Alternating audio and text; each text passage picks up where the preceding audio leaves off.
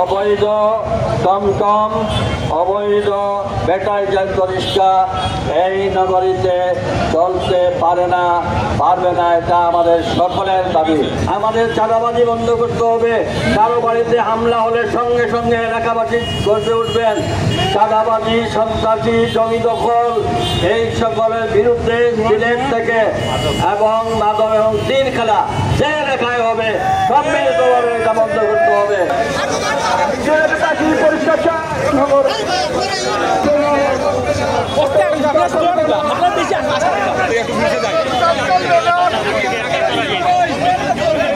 আমরা চাই শৃঙ্খলার মধ্যে সব কিছু ফিরে আসুক।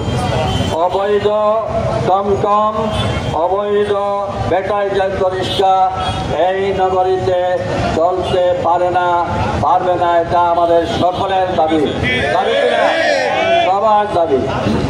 ফুটপাতে আমাদের যে হকার বাইরে আছে তাদের জন্য আমরা লালদিঘির পাড়ে হকার মার্কেট আরও সুন্দর সাবলীল করে দেওয়া হচ্ছে। প্রয়োজনে এটাকে আরও যাতে মানুষের যাতায়াতের ব্যবস্থা করা যায় তার জন্য 3-4টি রাস্তার কাজ শুরু হয়েছে।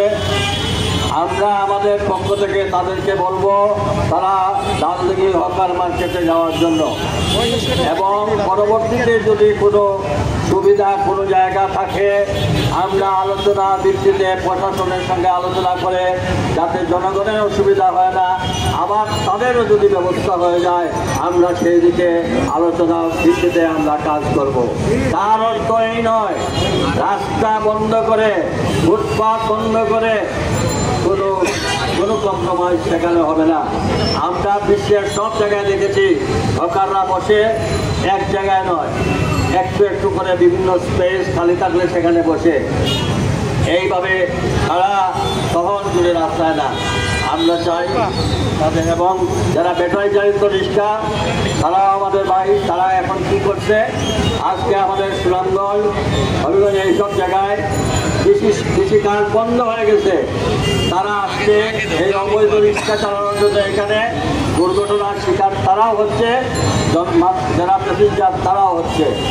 এরপরে এই ব্যাটারি চালিত রিক্সার কারণে প্রতিনিয়ত আমরা লোডশেডিংয়ে আমরা বিরাট ক্ষতিগ্রস্ত হতে যাচ্ছি। বাচ্চাদের লেখাপড়া থেকে ব্যবসা বাণিজ্য সব কিছু আমাদের একটা 6 ঘন্টা পর্যন্ত লোডশেডিং হয়। কাজেই পুলিশ কমিশনারের যে অভিযান এবং আমাদের জেলা প্রশাসনের যে অভিযান, আমরা সেটার সঙ্গে আমরা তাদের সকল ভালো কাজে আমরা নগরবাসী সমর্থন দেব, সহযোগিতা করব। যুবক ভাইরা তোমরা কমিটি তৈরি করো, সকল অন্যায় এখানে পেন্সিডিল কাজ বন্ধ করতে হবে, হিরোইন খাওয়া বন্ধ করতে হবে, আমাদের চাঁদাবাজি বন্ধ করতে হবে। কারো বাড়িতে হামলা হলে সঙ্গে সঙ্গে এলাকাবাসী গর্জে উঠবেন। চাঁদাবাজি, সন্ত্রাসী, জমি দখল এই সকলের বিরুদ্ধে সিলেট থেকে এবং মাদক এবং তিন খেলা যে এলাকায় হবে সম্মিলিতভাবে এটা বন্ধ করতে হবে। আমরা যদি জনগণ সচেতন হয়ে যাই আর আইন শৃঙ্খলা রক্ষাকারী বাহিনী যদি আমাদের সঙ্গে থাকে, ইনশাআল্লাহ সিলেট হবে বাংলাদেশের অন্যতম পূর্ণ পবিত্র স্থান। এই পবিত্র নগরীতে কোনো ধরনের অন্যায় কাজ আমরা নিজেরা করব না, অন্য কাউকে করতে দেওয়া হবে না।